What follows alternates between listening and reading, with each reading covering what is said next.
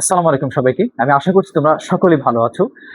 সম্মানিত অভিভাবক আপনারাও ভালো আছেন আমি আশা করছি। তো আজকে আমরা আবারও সেই তোমাদের বিজ্ঞানের ৩য় অধ্যায়টির নাম হচ্ছে উদ্ভিদ ও প্রাণীর কোষীয় সংগঠন। তো এই অধ্যায়টা নিয়ে আমি সুন্দরভাবে এর আগেও আলোচনা করেছি। তোমরা যদি ভিডিওটি যদি না দেখে থাকো তাহলে সেই ভিডিওটি তোমরা দেখে আসবা, কারণ ওখানে আমি অ্যানিমেশন ব্যবহার করেছি।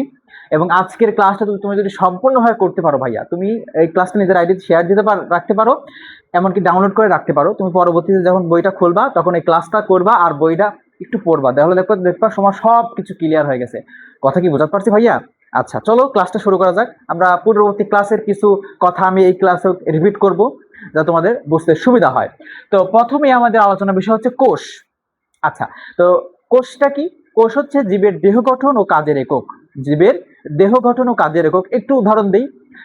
একটা দেয়ালের কথা চিন্তা করো। তো দেয়ালে আমি এর আগে বলছি যে দেওয়ালে দেখো অসংখ্য ইট থাকে, তার মানে ওই দেয়ালের এককটা কি বলতো ভাইয়া? ইট না? ওই ইটটা ওই দেওয়ালের একক, তার মানে ওই দেওয়ালের কোষটা হচ্ছে একটা ইট, তার মানে কোষ। ঠিক এরকম ভাবে প্রত্যেকটা জীব, মানে যাদের জীবন আছে, তাদের কি আছে বলতো ভাইয়া? যাদের জীবন আছে, মানে প্রাণী বলতে পারো, উদ্ভিদ বলতে পারো, আমরা গরু ছাগল ভেড়া বরকি গাছপালা সবকিছু কি বলতো ভাইয়া? এই ক্ষুদ্র ক্ষুদ্র কি কোষ দ্বারা গঠিত। তো সর্বপ্রথম এই কোষটা মানে কে পর্যবেক্ষণ করেন? তোমরা তোমাদের বই খুললে দেখতে পাবা যে বিজ্ঞানী রবার্ট হুক, ইংলিশ বিজ্ঞানী রবার্ট হুক কত সালে ভাইয়া? 1665 সালে অণুবীক্ষণ যন্ত্রের মাধ্যমে সর্বপ্রথম এই কোষটা পর্যবেক্ষণ করেন। আসলে কি কোষ দেখতে ছোট? আচ্ছা, কিছু কোষ আছে অনেক বড়, যেমন এর আগেও ক্লাসে আমি বলছিলাম ডিমটা কিন্তু একটা কোষ, একটা সিঙ্গেল কোষ। কথা কি বুঝতে পারছো? ডিমটা কিন্তু একটা সিঙ্গেল কোষ।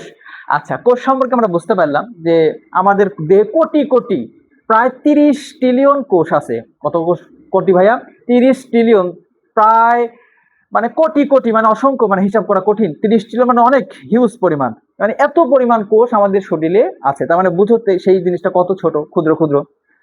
কথা কি বুঝতে পারছো? তা খালি চোখে দেখা যাবে না, তোমাকে অণুবীক্ষণ যন্ত্রের মাধ্যমে এটা দেখতে হবে। আচ্ছা, তো এখন আমাদের আলোচনার বিষয় হচ্ছে জীবকোষের প্রকারভেদ। আচ্ছা, জীবকোষের প্রকারভেদ। এর আগে আমি বলেছিলাম যে নিউক্লিয়াসের উপর ভিত্তি করে কোষ দুই প্রকার। কত প্রকার ভাইয়া? দুই প্রকার। চলো আমি একটু চিত্রের মাধ্যমে যদি ব্যাখ্যা করি তাহলে তোমার অনেক সুবিধা হবে বুঝতে। কথা কি বুঝতে পারছো? চলো আমি একটা কোষ আঁকাই ভাইয়া। প্রথমে দেখো, আমি যদি একটা কোষ আঁকাইলাম, এখানে একটা কি আঁকাইলাম বলো তো ভাইয়া? এখানে আমি একটা কি আঁকাইলাম? কোষ আঁকাইলাম। তো এই যে কোষটা আমি আঁকাইলাম, তো এই কোষের এই মিডিল পয়েন্টে, কোষ যখন অল্প বয়স্ক থাকে তখন মিডিল পয়েন্টে কি থাকে ভাইয়া? মানে সব সময় থাকবে নিউক্লিয়াস থাকে। কি বলো তো ভাইয়া? নিউক্লিয়াস থাকে। কোষ কি থাকে বলো তো? নিউক্লিয়াস। তো এই নিউক্লিয়াসের উপর ভিত্তি করে তুমি এখন এটুকুই বুঝো যে নিউক্লিয়াসের এই আবরণের উপর ভিত্তি করে, নিউক্লিয়াস এই আবরণ মানে নিউক্লিয়াস এটা একটা, তুমি আমি তোমাকে আর একটু ভালো উদাহরণ দিই তাহলে তুমি বুঝতে পারবা। একটু ভালো উদাহরণ ধরো, একটা ডিমের একটা কি বলো তো ভাইয়া? এটা একটা ডিম। কি? ডিম। তো ডিমের এটা কি বলো তো ভাইয়া? এটা কুসুম না? এটা কুসুম। তো এই দেখো ভাইয়া, এই ডিমের যে কুসুম আর যে বাইরে যেগুলো সাদা অংশ, বাইরের যে সাদা অংশগুলা, তো এই অংশের সাথে কি এই ডিমের কুসুম কি মিশে যায়? মিশে যায় না। তুমি সবসময় মাথাতে রাখবা যে ডিমের এটা হচ্ছে নিউক্লিয়াস। এটা কি বলো তো ভাইয়া? এটা হচ্ছে নিউক্লিয়াস। কি? নিউক্লিয়াস। এটা কি বলো তো ভাইয়া? নিউক্লিয়াস। আর ডিমের এই নিউক্লিয়াসের বাইরে যে যেগুলো আছে সাদা সাদা নরম থকথকে জেলের মতো, সেটা হচ্ছে সাইটোপ্লাজম। কি প্লাজম? সাইটোপ্লাজম। কি প্লাজম বলো তো ভাইয়া? সাইটোপ্লাজম। একবারে সহজ। তো দেখো, জীবকোষের প্রকারভেদ। জীবকোষ নিউক্লিয়াসের উপর ভিত্তি করে দুই প্রকার, একটা আদি কোষ আর একটা হচ্ছে প্রকৃত কোষ। আচ্ছা, এখান থেকে বুঝো যে আমি তোমাকে নিউক্লিয়াসটা বোঝাই দিলাম যে একটা কোষের নিউক্লিয়াস থাকে, মাঝখানে একটা নিউক্লিয়াস থাকে। তো এই নিউক্লিয়াসের একটা আবরণ থাকে ভাইয়া, যাতে না মিশে সাইটোপ্লাজম। এটা সাইটোপ্লাজমের সাথে কি কুসুম মিশে যায়? কখনোই মিশবে না। তার মানে এই নিউক্লিয়াসের বাইরে একটা পর্দা থাকে। কি পর্দা থাকে ভাইয়া বলো তো? একটা পর্দার মতো থাকে। একটা কি থাকে? পর্দার মতো থাকে, আবরণ। আবরণ যাকে নিউক্লিয়াস পর্দা বলা হবে। কি বলা হয় বলো তো ভাইয়া? নিউক্লিয়াস পর্দা বা নিউক্লিয়াস মেমব্রেন। নিউক্লিয়াস পর্দা বা মেমব্রেন বা আবরণী, যাই বলো বলো। তার মানে জীবকোষ কত প্রকার? জীবকোষ দুই প্রকার। কত প্রকার? কার উপর ভিত্তি করে? নিউক্লিয়াসের উপর ভিত্তি করে জীবকোষ দুই প্রকার। আচ্ছা, তার মানে একটা হচ্ছে, তাহলে নিউক্লিয়াসের উপর ভিত্তি করে জীবকোষ কত প্রকার? নিউক্লিয়াসের উপর ভিত্তি করে জীবকোষ কত প্রকার? দুই প্রকার। একটা হচ্ছে আদি কোষ। কি কোষ? আদি কোষ। আর একটা হচ্ছে প্রকৃত কোষ। প্রকৃত কোষ। কথা কি পানি পানি হয়েছে ভাইয়া, বুঝতে পারছো? আচ্ছা, এই পড়াটা আছে তোমাদের 23 পৃষ্ঠায়। তো একটা আদি কোষ, একটা প্রকৃত কোষ। আদি কোষ কোনগুলা? যে কোষে, কথা বুঝো, পয়েন্ট কথা বুঝো, এটা ইম্পর্টেন্ট কথা, যে কোষে নিউক্লিয়াসের আবরণী থাকে না, নিউক্লিয়াসের আবরণী থাকে না। নিউক্লিয়াস দেখো বলছে আদি কোষে নিউক্লিয়াসের কোনো আবরণী দ্বারা আবদ্ধ নয়। তার মানে কি, যে কোষে নিউক্লিয়াসের কোনো আবরণ থাকে না, এই যে আবরণটা থাকে না, সেটা আদি কোষ। কি কোষ? আদি কোষ মানে পুরাতন। আদি মানে কি? আদি মানে আমাদের আদি পিতাকে, বা এই কনসেপ্ট বাদ দিয়ে দিলাম। আদি মানে পুরাতন, ভাই এক কথা বলে বুঝছো? আদি মানে পুরাতন, আদিম যুগ, যেখানে যেটা কথা মানে পয়েন্টেড হচ্ছে এখানে। তার মানে হচ্ছে যে কোষে নিউক্লিয়াসের আবরণ থাকে না সেগুলো আদি কোষ, আর যে কোষে নিউক্লিয়াসের আবরণী থাকে, যে কোষে নিউক্লিয়াস আবরণী থাকে সেটা হচ্ছে প্রকৃত কোষ। তার মানে আমরা উন্নত জীব না ভাইয়া, বলতো? আমাদের কোষে নিউক্লিয়াস আবরণী আছে। যারা অনুন্নত জীব, ধরো ব্যাকটেরিয়া, তারপরে বিভিন্ন রকম ছত্রাক আছে, মানে যারা নিম্ন কোয়ালিটি, অ্যামিবা, অ্যামিবাও মেবি ইয়ার ভিতরে পড়বে। তো কি কথা কি বুঝতে পারছো? যেমন বিভিন্ন ধরনের নিম্ন শ্রেণীর শৈবাল, মানে এরা শুধু একটা কোষ দ্বারা গঠিত, এদের কোষে নিউক্লিয়াস আবরণী থাকে না। তার মানে হচ্ছে নিউক্লিয়াসের উপর ভিত্তি করে, নিউক্লিয়াসের উপর ভিত্তি করে কোষ কত প্রকার? দুই প্রকার, একটা হচ্ছে আদি কোষ আর একটা হচ্ছে প্রকৃত কোষ। একটা আদি কোষ আর একটা প্রকৃত কোষ, একটা এটা সময় মাথার মধ্যে সেট করে রাখো। আচ্ছা, আদি কোষে নিউক্লিয়াস আবরণ থাকে না, আর প্রকৃত কোষে নিউক্লিয়াস আবরণ থাকে। আচ্ছা, এখন আমি তোমাদের প্রকৃত কোষ সম্পর্কে কিছু কথা বলবো, চলো। প্রকৃত কোষ কাজের উপর ভিত্তি করে, প্রকৃত কোষ যে পাইলাম আমরা, আমাদের দেহে যে প্রকৃত কোষ আছে, তো তাদের কাজের উপর ভিত্তি করে দুই ভাগে ভাগ করা হয়েছে। আমি একটু মুছে দিলাম ভাইয়া, হ্যাঁ। আশা করি তুমি আদি কোষ এবং প্রকৃত কোষ বুঝতে পারছো। আদি কোষে নিউক্লিয়াস আবরণী থাকে না, প্রকৃত কোষে নিউক্লিয়াস আবরণী থাকে, এটুকুই তুমি আগে মানে বুঝো। তুমি যখন 9-10 উঠবা, যদি সায়েন্স নাও, তাহলে তুমি অনেক বিস্তারিত বুঝতে পারবা এইগুলো সম্পর্কে। আচ্ছা ভাই দেখো, তো এই প্রকৃত কোষ, প্রকৃত প্রকৃত কোষ কোনটা ভাইয়া বলো তো? প্রকৃত কোষ কোনটা বলো তো ভাইয়া? যে কোষে নিউক্লিয়াস আছে এবং নিউক্লিয়াস আবরণী আছে, নিউক্লিয়াস আছে এবং নিউক্লিয়াস আবরণী আছে, সেগুলা কি কোষ? প্রকৃত কোষ। আচ্ছা, সেই প্রকৃত কোষের কাজের উপর ভিত্তি করে প্রকৃত কোষ কত প্রকার ভাইয়া? দুই প্রকার। একটা হচ্ছে একটা দেহ কোষ। কি কোষ? দেহ কোষ। আর একটা হচ্ছে জনন কোষ। বুঝো, বুঝো কথা, জনন কোষ। আচ্ছা, তো দেহ কোষটা কি? আচ্ছা, আমাদের দেহে কি কোষ আছে না ভাইয়া? এই কোষ আছে না, কোষ আছে না, এটা দেহ কোষ। কি কোষ বলতো ভাইয়া? দেহ কোষ। তো হচ্ছে এই দেহ কোষ একটা, প্রকৃত কোষ কত প্রকার? একটা দেহ কোষ, একটা জনন কোষ। দেখো আমাদের যদি মানে আমাদের কোথাও যদি কেটে যায়, বা আমরা দেখো খাটো থেকে বড় হচ্ছি, চিকন থেকে মোটা হচ্ছি, বা কোনো থেকে কোথাও যদি কেটে যায়, এই কোষগুলোই আমাদের সেই জায়গাগুলো কি পূরণ করে, দেহ কোষ না? তুমি যদি 9-10 উঠবা, তখন এটা বুঝতে পারবা যে কিভাবে এটা পূরণ হচ্ছে, মাইটোসিস বা মিওসিস, কোষ বিভাজন, মাইটোসিস, কোষ বিভাজন, এগুলো সব বুঝতে পারবো। তুমি এটা মাথায় রাখো যে দেহ কোষ মানে আমাদের দেহের যে কোষ, এটা হচ্ছে কি কোষ ভাইয়া বলো তো? দেহ কোষ। প্রকৃত কোষ কাজের উপর ভিত্তি করে দুই প্রকার, একটা দেহ কোষ, একটা জনন কোষ। জনন কোষ কি? যেগুলো প্রজননে অংশগ্রহণ করে। যে কোষগুলা কি বলতো ভাইয়া? প্রজননে অংশগ্রহণ করে। আমি একটু যদি উদাহরণ দিই, তুমি উপর ক্লাসে গেলে এগুলো ভালো করে বুঝতে পারবা। সেগুলো হচ্ছে, দেখো, জনন কোষ কোনটা? যেগুলো প্রজননে অংশগ্রহণ করে। প্রজননে অংশগ্রহণ করে আমি তোমাকে কেমন ভাবে বুঝাই? ধরো আমার আব্বুর থেকে একটা কোষ আসে, আম্মুর থেকে একটা কোষ আসে। এই যে প্রথমের যে আমাদের যে আমরা যে সৃষ্টি হয়েছি, যে প্রক্রিয়া, যে কোষের মাধ্যমে, ওই কোষের কথা বলা হয়েছে। কথা কি বুঝতে পারছো ভাইয়া? ওটি হচ্ছে কি কোষ? জনন কোষ। তুমি পরবর্তী বা উপর ক্লাস উঠলে এটা বুঝতে পারবা বিস্তারিত। কথা কি বুঝতে পারছো? তুমি এটুকুই জানো শুধু। আচ্ছা, দেহ কোষ মানে আমাদের কি কোষ ভাইয়া? দেহের কোষ। কি কোষ? দেহের কোষ। আশা করি তোমরা বুঝতে পারছো। আচ্ছা, এখন আমরা পড়বো হচ্ছে প্রকৃত কোষ দুই প্রকার, দেহ কোষ আর হচ্ছে জনন কোষ। আশা করি তোমরা বুঝতে পারছো। এখন আমরা পড়বো হচ্ছে জীবকোষের গঠন। জীবকোষ আসলে কি কি নিয়ে? আমরা যেমন যে বললাম যে কোষের মাঝখানে কি থাকে? নিউক্লিয়াস থাকে না? আচ্ছা, নিউক্লিয়াস থাকে। তো এর বাইরে যে সাইটোপ্লাজম আছে, এগুলো কি বলতো ভাইয়া? সাইটোপ্লাজম। তো এই সাইটোপ্লাজমের ভিতরে কিন্তু অনেক অঙ্গাণু থাকে, অনেক মানে জিনিসপত্র থাকে। তো ওইটা আমাদের জানতে হবে। এখন চলো আমরা এখন জীবের কি জীবকোষের গঠন সম্পর্কে জানবো। আচ্ছা, এটা মুছে দিলাম। আশা করি তোমরা বুঝতে পারছো যে কাজের উপর ভিত্তি করে কোষ কত প্রকার। আচ্ছা, এখন আমরা বলবো হচ্ছে একটি জীবকোষের গঠন। আচ্ছা, আচ্ছা, জীবের ভিতরে কি কি পড়ে? মানুষও জীবের ভিতরে পড়ে, আবার কি গাছপালা মানে উদ্ভিদ জীবের ভিতরে পড়বে, প্রাণীরাও কি জীবের ভিতরেই পড়বে। তো এখানে একটু টুইস্ট আছে যে পানি কোষ এবং উদ্ভিদ কোষ কিন্তু একটু আলাদা, মানে একটু ডিফারেন্স আছে। তো আমি তোমাকে পূর্ববর্তী ক্লাসে এটা পড়েছিলাম ভাই, মনে আছে নাকি দেখো তো। আমি যদি একটা উদ্ভিদ কোষ আঁকাই, উদ্ভিদ কোষটা এরকম, মানে উৎকোষটা বিভিন্ন রকমের হতে পারে ভাইয়া, বুঝতে পারছো, মানে একটু গোলো হতে পারে, একটু চেপটা হতে পারে। তো উদ্ভিদ কোষ, এটা উদ্ভিদ কোষ, আর একটা পানি কোষ আঁকাইলাম, এটা হচ্ছে পানি কোষ, কথা বুঝো। এটা নিউক্লিয়াস আঁকাইলাম, হ্যাঁ, এটা নিউক্লিয়াস আঁকাইলাম, এটা নিউক্লিয়াস আঁকাইলাম। আচ্ছা, তো দেখো আমাদের কোষের গঠনের প্রথমে আসি কি, কোষ প্রাচীর। কোষ কি প্রাচীর বলতো? কোষ প্রাচীর। প্রাচীর মানে কি? প্রাচীর মানে কি দেওয়ালের মতো কোনো কিছু, মাথা আসে না যে দেওয়াল, প্রাচীর প্রাচীর। তার মানে এই দেখো, এটা হচ্ছে উদ্ভিদ কোষ। কি কোষ ভাইয়া বলতো? উদ্ভিদ কোষ। আর এটা কি বলতো ভাইয়া?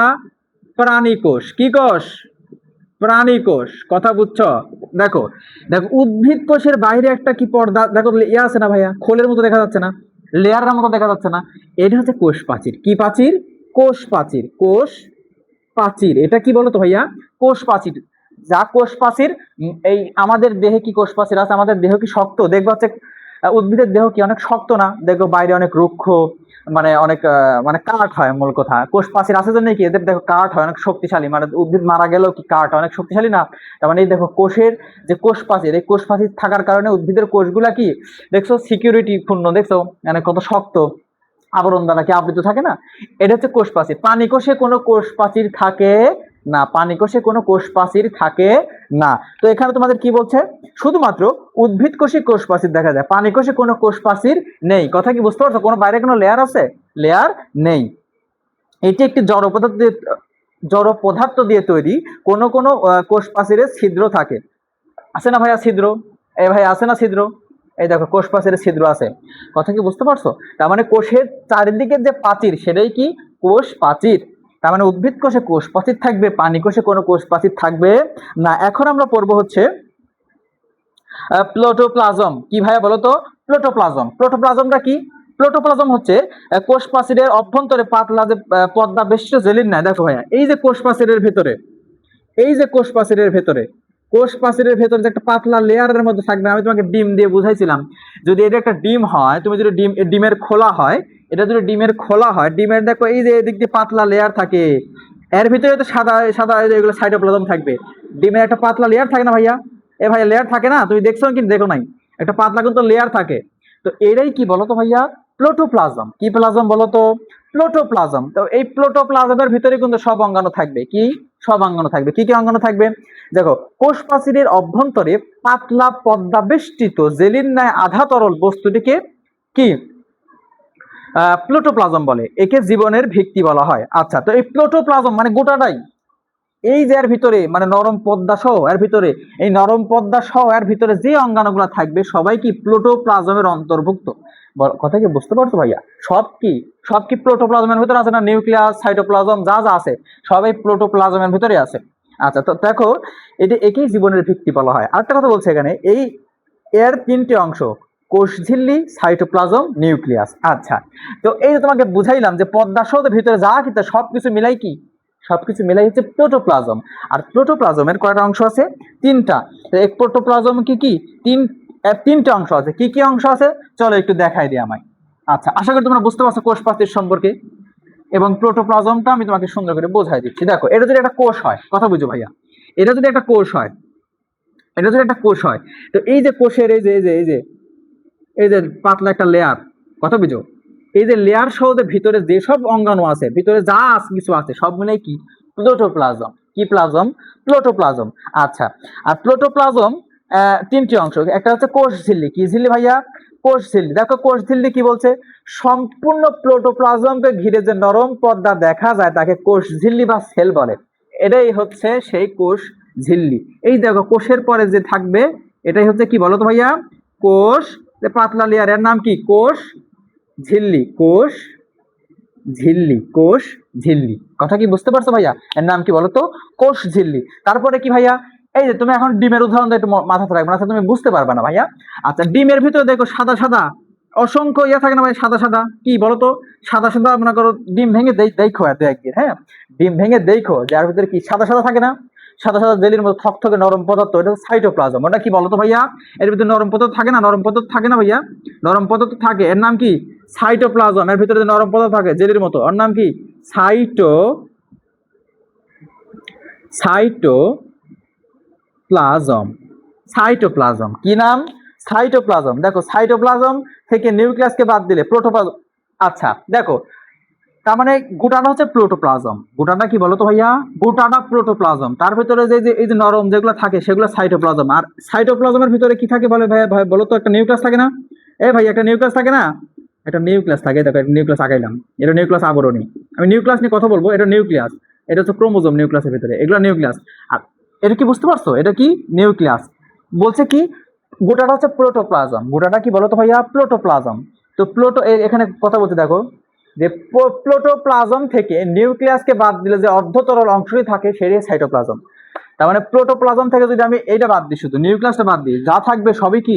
সাইটোপ্লাজম। যা থাকবে সবই কি? সাইটোপ্লাজম। কথা কি বুঝতে পারছো? আচ্ছা, তো এখন আমরা পড়বো হচ্ছে প্লাস্টিড। কি ঠিক ভাইয়া? প্লাস্টিড। আচ্ছা, এই প্লাস্টিডটা আমাদের প্রাণী কোষে থাকে না। কথা বুঝো, আমি একটু গল্প আকারে এটা বোঝাই দিই তোমাকে। প্লাস্টিড, আচ্ছা প্লাস্টিড আমি একটু মানে আমাদের প্রাণী কোষে প্লাস্টিড থাকেটা ভাইয়া থাকে কোথায়? উদ্ভিদ কোষে।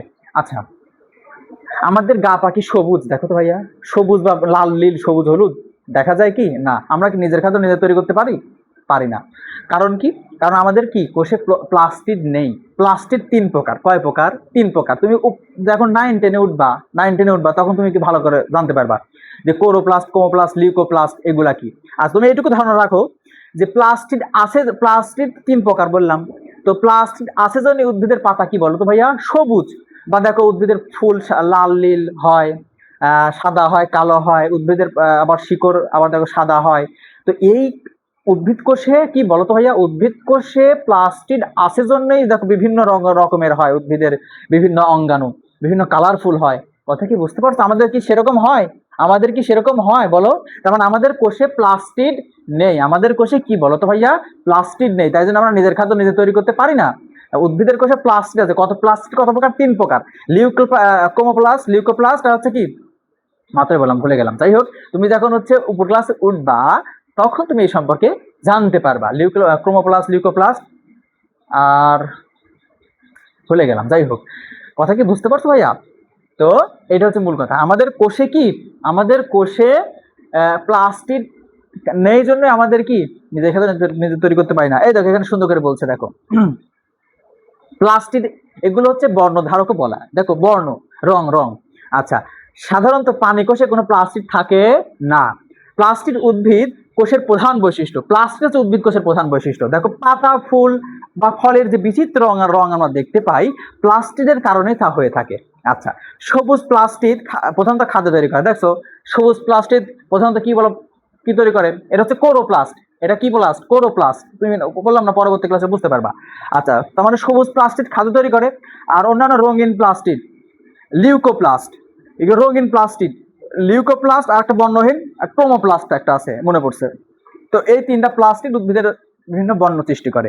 আশা করি তোমরা বুঝতে পারছো। এখন আমার পর্ব হচ্ছে খ নাম্বার, মানে 24 পৃষ্ঠা খ নাম্বার নিচের দিকে, যেটা কোষ গহ্বর। আচ্ছা, কোষ গহ্বর মানে কি? আমাদের কোষ গহ্বর মানে কি? একটু বুঝো। এখানে বলতে দেখো পেঁয়াজের কোষ পরীক্ষা করে দেখবা যে কোষের ভিতরে ফাঁকা ফাঁকা জায়গা আছে। তার মানে বিষয়টা কি? আমি তোমাকে একটু মানে মনোযোগ সহকারে দেখো বিষয়টা কি। এটা তো উদ্ভিদ কোষ। কি কোষ? একটা উদ্ভিদ কোষ আগেলাম। তো উদ্ভিদ কোষের ভাই দেখো বেশিরভাগ জায়গায় ফাঁকা। এই যে ফাঁকা থাকে ভাইয়া, কথা বুঝো, বেশিরভাগ জায়গায় কি ভিতরে ফাঁকা ফাঁকা ফাঁপা থাকে। তো এটাই হচ্ছে কি কোষ গহ্বর। কোষের ভিতরে যে ফাঁকা জায়গা থাকে, কোষের ভিতরে যে ফাঁকা জায়গা থাকে সেটা হচ্ছে কোষ গহ্বর। একটু খেয়াল করো তো ভাইয়া, একটু খেয়াল করো তো, একটু মনোযোগ দাও। এই দেখো কোষ গহ্বর, এই যে দেখো ফাঁকা জায়গা আছে না কোষের ভিতরে, দেখতে পাচ্ছ? এইটা হচ্ছে কোষ গহ্বর। এটা কি বলো তো ভাইয়া? কোষ গহ্বর। আর এটা হচ্ছে পানি কোষ। দেখো তো ভাইয়া পানি কোষে কোনো কোষ গহ্বর আছে? আর থাকলেও ছোট ছোট, খুবই কম। এই দেখো কোষ গহ্বর, এই যে দেখতে পাচ্ছ? এটা কোষ গহ্বর কিন্তু পানি কোষে অল্প, কিন্তু উদ্ভিদ কোষে দেখছো কত বড়। দেখছো এই যে কোষ গহ্বর কত বড়? আশা করি তোমরা বুঝতে পারছো। এটা অতটা ইম্পর্টেন্ট না, তাও একটু পড়ে নিলাম। কোষ গহ্বর মানে কোষের ভিতরে যে ফাঁকা জায়গা থাকে সেটা হচ্ছে কোষ গহ্বর। আচ্ছা, এখন আমরা পড়বো হচ্ছে মাইটোকন্ড্রিয়া। আচ্ছা, আশা করি তুমি বুঝতে পারছো কোষ গহ্বর। মাইটোকন্ড্রিয়া হচ্ছে সাইটোপ্লাজমের অঙ্গাণু। এই দেখো ভাইয়া, কোষের ভিতরে শুধু কি নিউক্লিয়াসই থাকে না, আমি কি বললাম যে এটা হচ্ছে নিউক্লিয়াস, এটা কি বলতো, নিউক্লিয়াস, একটু বানানটা দেখে নিও। আচ্ছা, তো এটা হচ্ছে কোষ ঝিল্লি বুঝলাম, সাইটোপ্লাজম বুঝলাম, নিউক্লিয়াসটা বুঝলাম। আচ্ছা, তো নিউক্লিয়াস ব্যতীত এই দেখো সাইটোপ্লাজমের ভিতরে বিভিন্ন অঙ্গাণু থাকে ভাইয়া, বুঝছো, বিভিন্ন অঙ্গাণু থাকে, মানে ছোট ছোট এই যে বিভিন্ন অঙ্গাণু, গলজি বডি থাকে, মাইটোকন্ড্রিয়া থাকে, রাইবোজোম থাকে, আরো বিভিন্ন অঙ্গ প্রত্যঙ্গ থাকে। তো এখানে তোমাকে শুধু মাইটোকন্ড্রিয়া বলছে, কারণ মাইটোকন্ড্রিয়া খুবই ইম্পর্টেন্ট একটা টপিক। কারণ তুমি যখন এসএসসিতে উঠবা বা 9-10-এ উঠবা, তখন এই মাইটোকন্ড্রিয়ার পরীক্ষাটা আসবে, খুবই ইম্পর্টেন্ট টপিক। তো দেখো এই সাইটোপ্লাজমের ভিতর ভাইয়া, কার ভিতরে বলো তো, এই সাইটোপ্লাজমের ভিতরে বিভিন্ন অঙ্গ প্রত্যঙ্গ থাকে, তার ভিতরে একটা কি, মাইটোকন্ড্রিয়া। কি কন্ড্রিয়া? মাইটোকন্ড্রিয়া। মাইটোকন্ড্রিয়া, যাই হোক, মাইটোকন্ড্রিয়া। তো মাইটোকন্ড্রিয়াটা কি, একেই বলা হয় কোষের শক্তি ঘর। কি ঘর বলো তো ভাইয়া, ভাইয়া বলো তো, কোষের শক্তি ঘর, কারণ এখানে কোষের সব শক্তি কি জমা থাকে বা উৎপন্ন হয়। দেখো, একেই কোষের শক্তি উৎপাদন কেন্দ্র বলা হয়, কারণ এই অঙ্গাণুর মাধ্যমে শক্তি উৎপাদন প্রায় সকল বিক্রিয়া ঘটে। মানে এর ভিতরে কি বলতো ভাইয়া, কোষের সকল বিক্রিয়া এর ভিতরেই ঘটে, এর ভিতরেই ঘটে। দেখো ভাইয়া একটু কথা চিন্তা করো, আমাদের মানবদের কথা চিন্তা করো, মানবদের ব্রেনটা কি সবকিছু পরিচালনা করে না? ব্রেনটা হচ্ছে সর্ব নিউক্লিয়াস, আর দেখো হাত পা, মানে যত কাজ কাম করি সব কি, এই হচ্ছে মাইটোকন্ড্রিয়া। মানে মাইটোকন্ড্রিয়া তো কোষের শক্তি ঘর, কথা কি বুঝতে পারছো? আচ্ছা, এটা হচ্ছে মূল কথা। আচ্ছা, মাইটোকন্ড্রিয়া কি কোষের শক্তি ঘর, এই অঙ্গাণুর অভ্যন্তরে শক্তি কি উৎপাদনের প্রায় সকল বিক্রিয়া ঘটে। এর ভিতরে কি সকল আছে, অনেক আছে ভাই, এর ভিতরে কি অনেক আছে, ক্ষুদ্র ক্ষুদ্র কি অনেক মাইটোকন্ড্রিয়া আছে। তো এর ভিতরে কি কোষের একটা কি শক্তি উৎপন্ন হয়, সব বিক্রিয়ার ভিতরে ঘটে।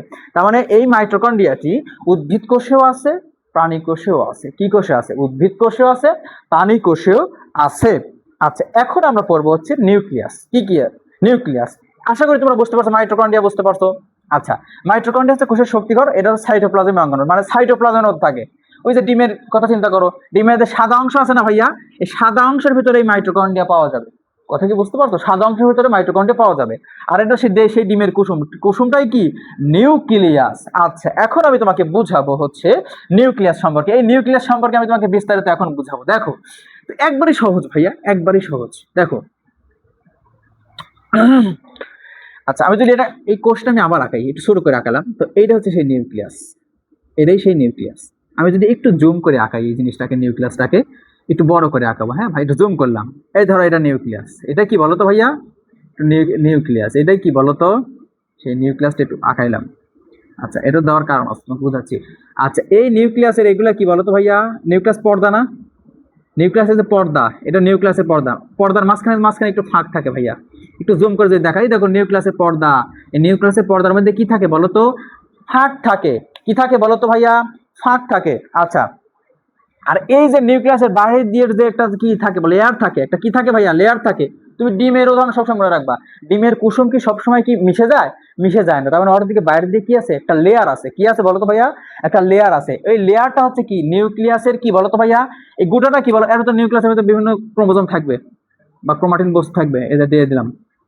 আচ্ছা, আর এটা হচ্ছে নিউক্লিওলাস, আমি কথা বোঝাচ্ছি তারাও। এই গোটাটা কি বলতো ভাইয়া, এই গোটাটা নিউক্লিয়াস না, নিউক্লিয়াস না, এই গোটাটা কি নিউক্লিয়াস। আর নিউক্লিয়াসের বাইরে যে পর্দাটা দেখতে পাচ্ছ, এই যে পর্দাটা দেখতে পাচ্ছ, এই পর্দাটার নাম কি জানো ভাইয়া, এই পর্দাটার নামই হচ্ছে নিউক্লিয়াস মেমব্রেন। নিউক্লিয়াস কি, নিউক্লিয়াস কি বলো তো ভাইয়া, নিউক্লিয়াস, নিউক্লিয়াস মেমব্রেন। নিউক্লিয়াস কি বলতো, nucleus membrane, membrane, nucleus membrane. তার মানে কি নিউক্লিয়াস মেমব্রেন মানে কি, এই যে নিউক্লিয়াসের বাইরে যে পর্দাটা, সেটাই নাম কি বলতো ভাইয়া, পর্দা। এই যে পর্দা, দেখো পর্দার মাঝে মাঝে ফাঁকা ফাঁকা জায়গা আছে, এদিক দিয়ে পানি চলাচল করে বা অন্যান্য আদান প্রদান হয়। তো এটা হচ্ছে নিউক্লিয়াস মেমব্রেন। এই দেখো বলছে নিউক্লিয়াস মেমব্রেন, এটি নিউক্লিয়াসকে ঘিরে রাখে। কাকে ঘিরে রাখে বলতো, নিউক্লিয়াসকে ঘিরে রাখে। আচ্ছা, এই আবরণী সাইটোপ্লাজম থেকে নিউক্লিয়াসের ভিতরে বস্তুগুলোকে আলাদা করে রাখে, সাথে এটি একটি তরল পদার্থ চলাচল নিয়ন্ত্রণ করে। তার মানে কি, এই যে ডিমের কুসুম, ডিমের কুসুম তো সাদা অংশ থেকে আলাদা থাকে না, কি একটা পর্দার মাধ্যমে আলাদা থাকে, ওইটা হচ্ছে নিউক্লিয়াস পর্দা বা নিউক্লিয়াস মেমব্রেন। কথা কি বুঝতে পারছো? এর ভিতরে ফাঁক আছে না, এদিক দিয়ে কি তরল চলাচল করতে পারে। কথা কি বুঝতে পারছো? আচ্ছা, এখন হচ্ছে আমরা পড়বো হচ্ছে নিউক্লিওপ্লাজম। আচ্ছা, নিউক্লিয়াসের ভিতরে ভাই অসংখ্য মানে এর ভিতরে মানে দেখো জেলির মতো থাকবে, এর ভিতরে কি থাকবে, জেলির মতো থাকবে, মানে নরম থকথকে, একটু গাঢ় নরম থকথকে থাকবে। তো এইগুলা কি বলতো, নিউক্লিয় প্লাজম। এরকে কি বলা হবে, এর ভিতরে যে জেলির মতো থকথকে থাকবে সেটা কি, নিউক্লিয় প্লাজম। নিউক্লিয়, নিউক্লিয় কি, নিউক্লিয় প্লাজম। প্লাজম কথা কি বুঝতে পারছো, এই নিউক্লিয়ার প্লাজম বুঝতে পারছো? তার মানে নিউক্লিয়াসের ভেতরে যে থকথকে নরম পদার্থ থাকবে জেলির মতো, সেটাই নিউক্লিয় প্লাজম। বলছে কি, নিউক্লিয়াসের ভেতরে তরল ও স্বচ্ছ পদার্থটি নিউক্লিয়ার প্লাজম, এর মধ্যে ক্রোমাটিন বস্তু ও নিউক্লিয়াস থাকে। আচ্ছা, এই যে ভাই আমি লিখছি সাপের মতো, এই দেখো পেছানো পেছানো, এই যে পেছানো পেছানো, এগুলা বলা হবে কি বলা বলো তো ভাইয়া, এগুলা কি কার ভেতর আছে, নিউক্লিয়ার প্লাজমের ভেতর আছে না? আর এই যে কালোটা, কালো গোল একটা দেখতে পাচ্ছ, কালো একটা গোল দেখতে পাচ্ছ ছোট্ট, ওইটা কি আমি বলছি শোনো। আচ্ছা, তো এইটা হচ্ছে, এই যে পেঁয়াজ পাড়ানো যেগুলো দেখতে পাচ্ছ ভাইয়া সাপের মতো, এগুলো হচ্ছে ক্রোমাটিন বস্তু। কি বস্তু, ক্রোমাটিন বস্তু। কি বস্তু, ক্রোমাটিন। ক্রোমাটিন বস্তু কি বস্তু, ক্রোমাটিন বস্তু। আচ্ছা, আমাদের মানুষের কোষে, আমাদের মানুষের কোষে নিউক্লিয়াসে কয়টা ক্রোমাটিন বস্তু আছে, 46টি। কয়টি, 46টি বা 23 জোড়া। কথা কি বুঝতে পারছো? আচ্ছা, তার মানে আমাদের মানব দেহে এই ক্রোমোজোম কয়টা আছে ভাইয়া, নিউক্লিয়াস ক্রোমোজোম কয়টা, 46টি ক্রোমোজোম আছে। একটা কোষে কয়টা ক্রোমোজোম থাকে, 46টি ক্রোমোজোম থাকে আমাদের দেহে, মানে মানুষের দেহে। কথা বুঝতে পারছো? যাদের ক্রোমোজোমের সংখ্যা বেশি তাদের একটা ডাউন সিনড্রোম একটা রোগ হয়, বুঝতে পারি, মানে সব মানে প্রতিবন্ধীর মতো হয়ে যায় তখন। এটুকুই তুমি জানো, তুমি যখন 9-10 উঠবে তখন আরো বিস্তারিত জানতে পারবা এই সম্পর্কে। তার মানে এই যে দেখো নিউক্লিয়াসের ভিতরে যে এই যে পেঁয়াজ পাড়ানো যেগুলো জিনিসগুলো সুতার মতো দেখতে পাচ্ছ, সেগুলা কি বলা হয়, ক্রোমাটিন বস্তু বা ক্রোমোজোম। ক্রোমাটিন বস্তু বা ক্রোমোজোম। আচ্ছা, আর এই যে এর ভিতরে দেখো, এর ভিতরে কিন্তু একটা কালো বস্তু থাকে, কালো, এই যে কালো, নিউক্লিয়াসের ভিতরে একটা কালো জিনিস থাকে, এটা হচ্ছে এটা হচ্ছে নিউক্লিওলাস। নিউক্লিওলাস এটা কি বলতো, নিউক্লিওলাস এটা হচ্ছে কি, নিউক্লিওলাস এটাই হচ্ছে নিউক্লিওলাস। নিউক্লিওলাস। এই যে তার মানে কি, নিউক্লিয়াসের বাইরে যে পর্দাটা থাকে সেটা হচ্ছে নিউক্লিয়াস মেমব্রেন, এবং নিউক্লিয়াসের ভিতরে যে জেলির মতো থকথকে নরম পদার্থ থাকে সেটা হচ্ছে নিউক্লিওপ্লাজম। আর হচ্ছে এই যে পেঁয়াজ পাড়ানো সাপের মতো সুতার মতো দেখতেছো, এটা হচ্ছে ক্রোমাটিন বস্তু বা ক্রোমোজোম। আর এই যে নিউক্লিয়াসের ভেতরে যে এই যে গোল কালো থাকে সেটা হচ্ছে নিউক্লিওলাস। নিউক্লিওলাস। কথা কি বুঝতে পারছো, কথা কি বুঝতে পারছো ভাইয়া? আশা করি তোমরা বুঝতে পারছো। আর এটা হচ্ছে কি বলতো ভাইয়া, এটা নিউক্লিয়াস রন্ধ্র, তোমাদের চিত্র দেখলাম, এটা হচ্ছে নিউক্লিয়াস রন্ধ্র। রন্ধ্র মানে ফাঁক, রন্ধ্র মানে কি, এই যে ফাঁকা জায়গা, এই যে দেখো নিউক্লিয়াস মেমব্রেনের ভেতরে কি ফাঁকা জায়গা আছে না, এই যে ফাঁক ফাঁক দেয়ালে দেখো ফাঁক ফাঁক, এটা হচ্ছে নিউক্লিয়াস রন্ধ্র। নিউক্লিয়াস রন্ধ্র, রন্ধ্র মানে কি ফাঁকা জায়গা, রন্ধ্র মানে কি একটু ফাঁকা জায়গা। আশা করি তোমরা বুঝতে পারছো। এই যে ক্রোমাটিন বস্তু বলছে, নিউক্লিয়াসের ভিতরে সুতার ন্যায় কুণ্ডলী পাকানো বা খোলা অবস্থায় যে অঙ্গাণুতে রয়েছে তাই হচ্ছে ক্রোমাটিন বস্তু। বুঝতে পারছো? এটি জীবের বৈশিষ্ট্য বহন করে এবং পরবর্তী মানে প্রজন্ম নিয়ে যায়। তাহলে দেখবা তোমার মা বাবার থেকে তুমি হইছো, কথা বুঝো, পয়েন্টেড, কথা বুঝো, তোমার মা বাবার থেকে তুমি হইছো না ভাইয়া? তার মানে তোমার ভিতরে তোমার মায়ের গুণ আছে, তোমার আব্বুর গুণাগুণও আছে। এটাই কি, কিসের জন্য হয়েছে, এই ক্রোমোজোমের কারণে হয়েছে। কার কারণে হয়েছে বলতো, এই ক্রোমোজোমের কারণে হয়েছে। তার মানে দেখো তুমি তোমার দাদা থেকে তোমার আব্বু হয়েছে না, দেখো তোমার আব্বুর সাথে তোমার দাদার মিল আছে, তোমার সাথে তোমার আব্বুর মিল আছে। তো এই যে একটা ক্রোমোজোমিক একটা ট্রাম, তো এটাই হচ্ছে কার মাধ্যমে হয়, এই ক্রোমোজোমের মাধ্যমে। আর এই ক্রোমোজোমের মধ্যে ডিএনএ থাকে, ডিএনএ আর এনএ। ওটা তুমি পরবর্তী ক্লাসে বুঝতে পারবা, মানে বড় হলে বুঝতে পারবা, মানে 9-10 উঠলে বুঝতে পারবা। তুমি এটুকুই বুঝো যে ক্রোমাটিন বস্তু, এই যে ক্রোমোজোম, ক্রোমাটিন বস্তু বা ক্রোমোজোম, এটা কি, এটা হচ্ছে এটি জীবের বৈচিত্র্য বহন করে এবং পরবর্তী প্রজন্মে নিয়ে যায়। তোমার যদি চুল সাদা হয়, তোমার তোমার তোমার বাচ্চা কাচ্চা চুল সাদা হবে, মানে যদি রঙিন হয়, কথার কথা বুঝো। তোমার চোখ যদি সাদা হয়, তোমার বাচ্চা কাচ্চা, তোমার আব্বু যদি ফর্সা হয়, তুমি ফর্সা হবা।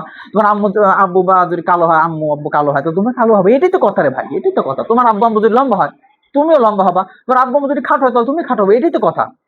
এটা হচ্ছে কার কারণে হয়, এটাই ক্রোমোজোমের কারণে হয়। আশা করি তোমরা বুঝতে পারছো। এখন আমি পড়বো যে জীবদেহে ক্রোমোজোমের জীবদেহে কোষের ভূমিকা। এখন তো খুবই সহজ, এটা কি খুবই সহজ। আচ্ছা, এখান থেকে বুঝো।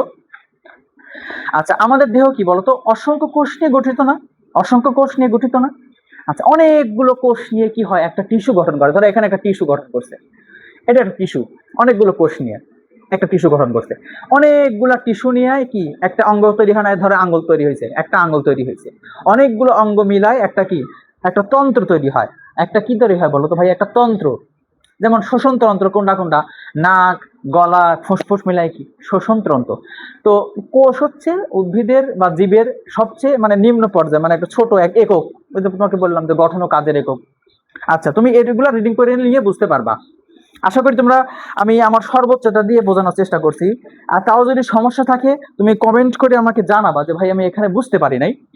আশা করি তোমার তোমার বইয়ের সবচেয়ে ইম্পর্টেন্ট টপিকের ভিতরে এই নিউক্লিয়াসটা খুবই ইম্পর্টেন্ট। এখন তুমি যদি বুঝতে পারো তাহলে তোমাকে পরবর্তীতে কোনো সমস্যা হবে না। কথা কি বুঝতে পারছো ভাইয়া? আশা করি তোমরা বুঝতে পারছো। আমার সঙ্গে থাকার জন্য ধন্যবাদ। এবং পরবর্তী কোন ক্লাসটি তুমি চাও